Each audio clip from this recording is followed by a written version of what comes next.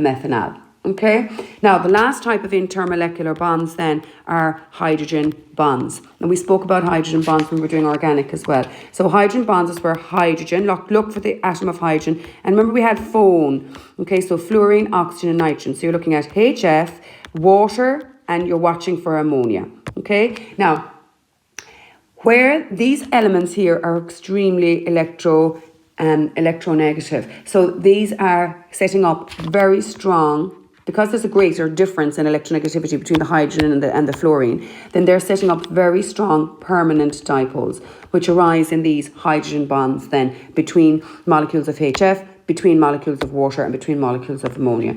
Much stronger dipoles, and therefore hydrogen bonds are much, much, much stronger. And if you've got hydrogen bonding between molecules, that means then that these molecules would have higher boiling points. Remembering back to our organic, what kind of homologous series had hydrogen bonding between them? Alcohols and carboxylic acids. Okay? Alcohols and carboxylic acids. So, right, that's the hydrogen bonding. Now, the last thing then that I just wanted to do there, so I'm going to do some examples in the photos now of questions that they might ask you about the different types of intermolecular forces. But the last thing I wanted to do there now is just touch on solubility. So solubility is a different property to boiling point. So think about the boiling point. If you're asked about boiling point, you're thinking about the type of intermolecular force that can arise between the molecules, right? The other thing that will, of course, determine boiling point is the size of the molecule. But normally in the exam questions, they'll keep molecules, they'll sort of show you differences between molecules that are similar MR, similar relative molecular masses. And then the only difference that's determining the boiling point is the type of intermolecular force. Solubility then is a different property. Solubility means will the compound or molecule dissolve in different solvents. So you can have polar solvents like water is our most common one, or the non-polar solvents then it'd be things like cyclohexane. Like dissolves like, you must remember for that. So if your substance is polar, like HCl, how will you know if it's polar or not? You'll have to look at the difference in electronegativity values and see if it falls into that category. If it's polar, it will dissolve in a polar solvent like water. If your solute is not polar, though, okay, like iodine, say, is not polar, the difference in the two I's is 0, so then that would dissolve in a non-polar solvent, like cyclohexane, okay? Ionic substances then, like salt, will dissolve in water because the polarity in the water, the slightly positives and the slightly negative oxygens will attract to the oppositely charged ions. So ionic substances dissolve in water, and polar covalent substances dissolve in water or other polar solvents. Non-polar substances in cyclohexane. Okay, now the last thing I want to do there now is just go to a couple of photos that I've taken just to go through some examples of exam questions that they might ask you. So here they've asked you, look, to account for the difference in sorry, now just let me mark this up. So they've asked you to account for the difference in hydrogen and oxygen. Okay, they're telling you that hydrogen has 90.2 Kelvin boiling point, whereas, oxygen is 90.2 Kelvin, whereas hydrogen is 20. So how come the boiling point of oxygen is so much higher? Now, these are both non-polar molecules, look, so the forces between oxygens are van der Waals. The forces between hydrogen molecules are van der Waals as well. So they have the same type of intermolecular force. So how do you explain that oxygen has such a higher boiling point?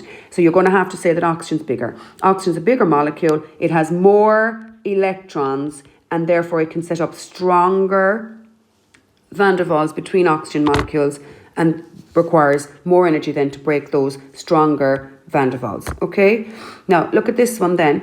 In this one here, you're asked to use your knowledge of intermolecular forces to explain why methane, okay, so they're showing you the difference between methane and water, okay, so the boiling point of water, the boiling point of water is 100 degrees, the boiling point of methane, look, is minus 164, so how can you account, now look, do you see the way they're telling you here now, that the MR is mostly the same, you know that methane's MR is 16 when you add up a carbon and 4 hydrogens. Water's MR is 18 when you add up two hydrogens and an oxygen. So they've more or less the same relative molecular mass, which is something that would also affect boiling point because the bigger molecules or have higher boiling points.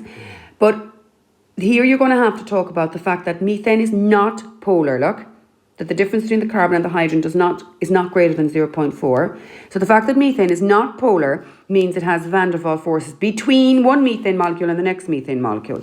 Water is polar, so water can have hydrogen bonding. Watch there now, look, because hydrogen is actually bonded to oxygen, and hydrogen bonds are much stronger than van der Waals, and therefore water will have a much higher boiling point than methane would, okay?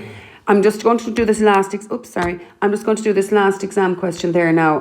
But just before I do, I just wanted to, this picture here in the book, look, had about like dissolves like, all right? So look, they're showing you iodine crystals in water do not dissolve. Why? Because iodine is not polar and therefore will not dissolve in a polar solvent like water. Iodine does dissolve in hexane because hexane is a non-polar solvent like cyclohexane, and the iodine is also non-polar like dissolves like, okay? So do not start talking about intermolecular bonds when you're asked about solubility. All you have to say about solubility is that it's a similar type of molecule, being a polar or not polar. And remember, ionic compounds dissolve as well in polar solvents like water. Now, our last question here, look, the reason I wanted to show you this now, this is hydrogen sulfide and it's telling you it's a boiling point of 212 Kelvin. Water, H2O, has a boiling point of 373 Kelvin, all right? And then they're asking you to account for the difference in the boiling points. Now, when you look up the electronegativity difference between hydrogen and sulfur, you get 0.38, less than 0.4. So this is actually not polar, non-polar. Water, we know, is a polar substance. Now, what type of intermolecular bonding can water molecules have between them? Hydrogen bonding.